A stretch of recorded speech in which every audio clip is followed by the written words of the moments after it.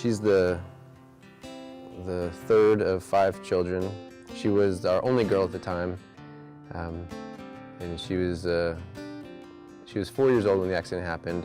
She had a fun, lively, busy personality that made it a lot of fun to be around her, but she was kind of difficult sometimes because she had such a large personality. And she was the kind of girl, when we moved here to South Carolina from Seattle, we didn't know very many people, but if she'd go to visit somebody's house, she would just walk in the house like she knew them forever, and she would instantly go in, say hi, and then walk to their fridge and see what food they had to share.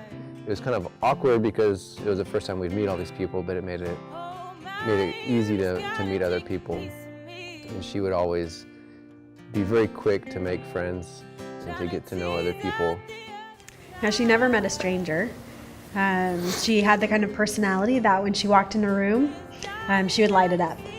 And she always knew how to make people smile and laugh. She loved to do that. She loved to make people happy. And she loved babies more than anything. And she just was, we would call her Little Mama, because everywhere she went, if she saw a baby, that was her baby, and she would want to take care of it. And she just loved babies, and she loved to dance and sing, and she loved playing with her brothers. You could never stay mad at her for too long. It was almost impossible, because she would always she could just smile and brighten up your day, and she would say something and it didn't make much sense, but it could still make you laugh.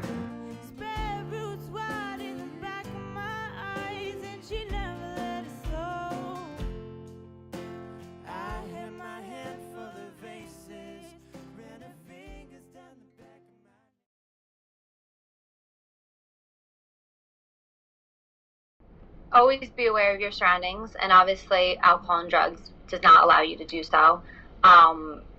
It's a great life. Life is great. It's a great world, but it's also a dangerous world, and it's precious. So life in this world is just precious, and you just have to be thankful for what you have and not risk everything. It was May 16th, 2011. It was a Monday, and we had some friends over for dinner. And I was leaving the house to go drive them back home and drop them off. And Ella ran outside because she wanted to ride with me. And it was about 8 o'clock, 7:45, 8 o'clock or so at this point. So she jumped in the back seat. We went and dropped off our friends.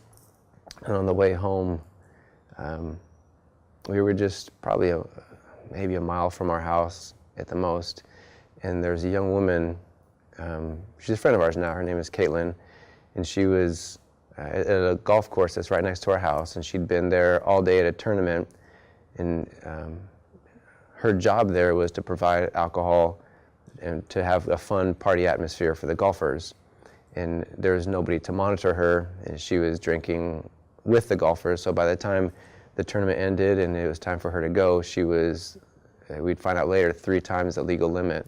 So when she tried to drive, she had made it just maybe a quarter mile away from the golf course, and her car swerved into our lane.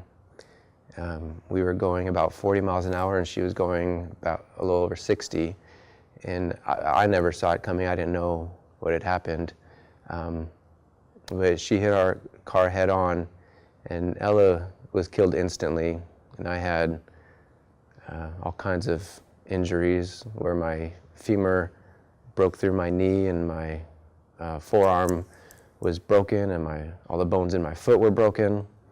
By far, the more concerning thought on my mind was what's going on with Ella. And I was still out of it. I didn't even realize what was going on. I thought my first inclination was that I needed to call Daisha and just let her know I was going to be a few minutes late coming home. I didn't realize how serious things were. There's a very sweet lady who held my hand throughout the ordeal. She just was the first to happen upon the scene, and she held my hand to help me get through this, and she was there until I left in the ambulance while they were trying to cut me out of the vehicle and everything. But all through this, nobody would tell me what was going on with Ella, and that's all I wanted to know. I didn't know what day of the week it was, or I didn't know anything, but I knew that Ella was with me and nobody would say what had happened. So it was about an hour and a half later when I was in the hospital, when they were cutting off all my clothes and trying to figure out what my injuries were, and Adesha came in, and she was the one that told me that Ella didn't make it. And we kind of just had a quiet moment where we just nodded our heads at each other, trying to understand what this meant for us. And it was heartbreaking.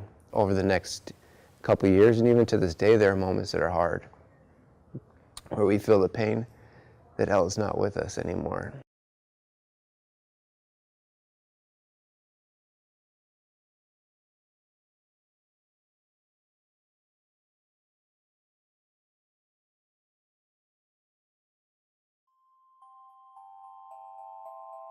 Not long after Ella died, we started a foundation called the Gabriella Shumate Memorial Foundation. And part of that, what we want to accomplish with that is to bring happiness to children, to carry on Ella's memory by bringing happiness to children in the area, in the Midlands area. And one of the main things that we do every year is the Ella Stuff a Stocking program. And with that program, we're able to reach out into the community and find children that are in need and in difficult situations, and we are able to adopt them for Christmas, for the holidays, and we're able to provide things that their families might not be able to provide for them. And through this, we've been able to help a lot of children in the community every year, and we're able to not just bring joy to these families' lives, but it really brings joy to our lives. And it helps us remember Ella and bring joy to her memory. Yeah, it's been a lot of fun. Soon after Ella died, we thought about what we were going to do, and at some point we thought maybe we can spend our effort getting involved with the law and trying to change laws, but that just didn't sound nearly as much fun as what we do now, which is trying to find ways to help children be happy. And it is a lot of fun. It's super rewarding.